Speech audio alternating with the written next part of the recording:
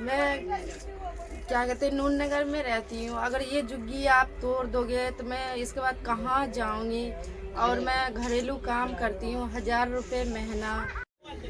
कम से कम 500 घर है पहाड़ी के इलाका में, और सब महिलाएं जो है कोठियों में काम करती है, झाड़ू पोछा।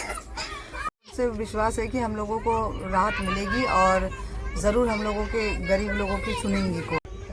यही चाहते हैं सब कोई तो नोटिस लगवा दिया, कहीं ना तो रूम मिल रहा है ना तो कहीं खाली कमरा मिल रहा है, और कहीं मिल भी रहा है तो किराया इतना महंगा हो रहा है कि हम लोग का वो हैसियत इतना है ही नहीं लेने का।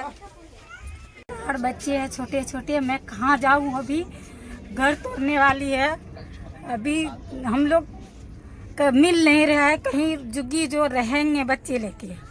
सर कमाने के लिए आए, वहाँ रोजगार कुछ नहीं है, तो अपना यहाँ जो बाल बच्चा लेकर यहाँ जो वहाँ दिल्ली जा रहे हैं, कमाएंगे खाएंगे, बाल बच्चा लेकर रहेंगे। लेबर हूँ साहब, काम करता हूँ यहाँ पे 10-15 साल हो गया रहते रहते, और कहीं रूम वूम नहीं मिल रहा है।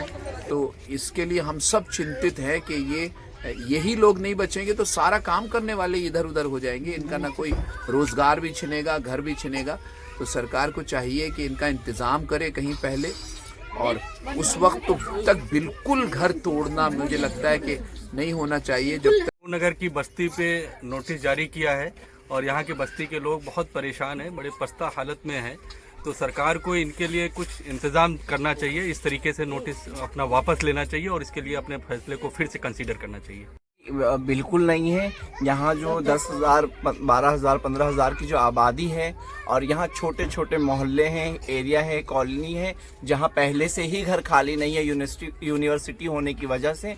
तो इन लोगों के राष्ट्रीय राजधानी क्षेत्र दिल्ली का नूर नगर का इलाका है, और ये नूर नगर का वह इलाका है जहाँ पर असंगठित क्षेत्र के मजदूर परिवारों के घर है। ये तमाम लोग जो किसी भारत के अलग अलग राज्यों में रहते थे, और वो कामगार लोग जिन लोगों को अपने राज्य में काम नहीं मिल पाया, एक डिस्ट्रेस माइग्रेशन हुआ, लोग निकल कर आए शहरों की तरफ। जब शहर में आते हैं तो इस प्रकार की झुग्गियां, शहर के कॉर्नर, शहर के वो इलाके जहां पर नाले हैं, जहां पर सरकार की सुविधाएं नहीं है, वहां पर ये तमाम लोग अपना डेरा डालते हैं। आज इन लोगों को इस सीमांत की जगह में रहते हुए कईयों साल बीत गए, लोगों की पीढ़ियां गुजर गई है।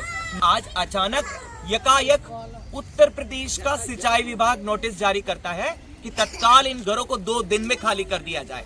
हालांकि यहाँ के तमाम लोगों ने मिलकर एकजुटता दिखाई है। मजदूर आवाज संघर्ष समिति के साथ और अन्य कई जन संगठन है जो कि इस मोर्चा को संभाले हुए हैं। क्यों? क्योंकि दिल्ली के अंदर अगर एक पॉलिसी बनी हुई है कि जिन मजदूरों को, जिन लोगों को उनके घर से बेघर कर दिया जाएगा तो पहले उनका पुनर्वास होगा। तो मस्ती है इन लोगों के लिए हॉस्टल किधर है? क्या प्रवासी मजदूर जब दिल्ली शहर में आता है तो दिल्ली की सरकार, केंद्र की सरकार उनको सस्ते रियायती दरों पर हॉस्टल उपलब्ध करवाते हैं। जिस प्रकार स्टूडेंट के लिए हॉस्टल है, वैसे कहाँ गए प्रवासी मजदूरों के लिए हॉस्टल? कहाँ गए घरेलू कामगारों के लिए हॉस्टल? कुछ भी व्यवस्थाएं नहीं है। परंतु जो लोग बसे हुए हैं उनको उजाड़ने की पूरी प्लानिंग है। पुनर्वास के नाम पर केंद्र और राज्य जीरो है, परंतु उनको उजाड़ने के नाम पर पूरे विश्व में हीरो बनी हुई है। परंतु ये जो उजाड़ीकरण है ये मानवाधिकार के खिलाफ है। जो जमीन सरकारी है